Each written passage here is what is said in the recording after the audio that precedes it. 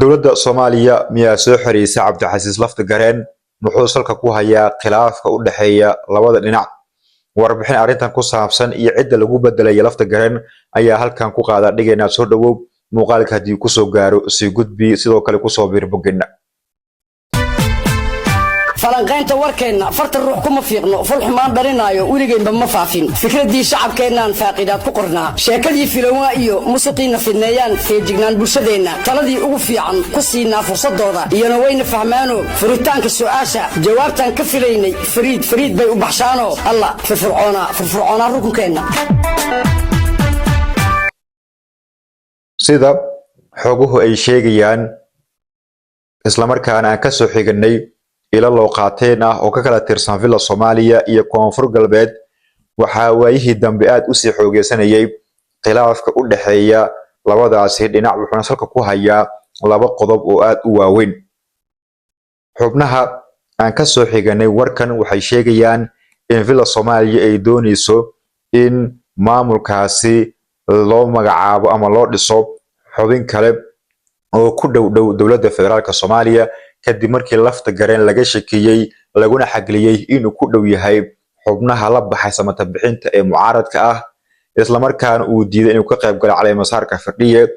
iyo sidoo kale qodobo kale oo keentay in ay labada dhinac iskhilaafaan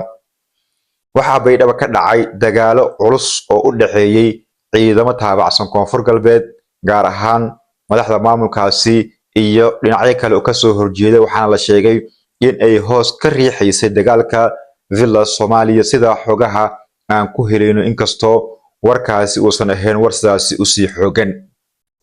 Villa Soomaaliya waxay wadataa ayaa la leeyahay xubin ku dhow oo ay doonayso inay ku bedesho Laftagareen kuwaas oo qayb ka ah xubnaha siyaasiyiinta ay waqtigan baydhabo kula dagaalamaya Cabdixasiis Laftagareen iyo deegaano kale oo ka tirsan isla maamulka Koonfur Galbeed Laftagareen oo isaga ka maqan magaalada baydhabo waxa uu la kulmayaa culays aad u waaweyn oo kaga imaanaya xubno isku qoonda yihiin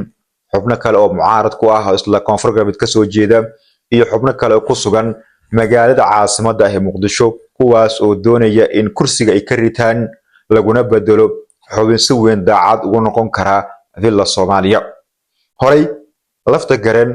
waxa lagu xantaa in uu ahaa gacanta koowaad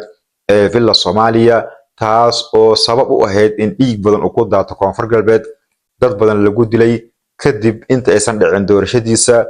Muqtaar Roobona laga soo xiray magaalada Baydhabo ee xarunta gobolka Bay xilligii uu joogay madaxweynihii hore ee Soomaaliya Maxamed Cabdullaahi Maxamed Farmaajo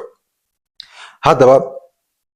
su'aasha dad badan oo adiga aad ka mid tahay ee isweydiinayaan waxay tahay yaa guuleysan doona Laftagareen iyo sidoo kale Villa Soomaaliya mase dhici kartaa in Laftagareen laga taqaluso siyaasad ahaan oo laga horwareejiyo shacabka maamulka Koonfur Galbeed ee Soomaaliya maamulkaasina uu gacanta ku dhigo xubin sidii hore daacad ugu noqon kara sida Laftagareen oo kale Villa Soomaaliya adiga aragtidaada waxaad noogu reebi kartaa qaybta faalada sidoo kale hadii muuqaalkan uu ku soo gaaro waxa mar kale ka codsanaynaa in aad sii gudbiso like gareyso share gareyso oo aad la sii wadaagto asxaabtaada kale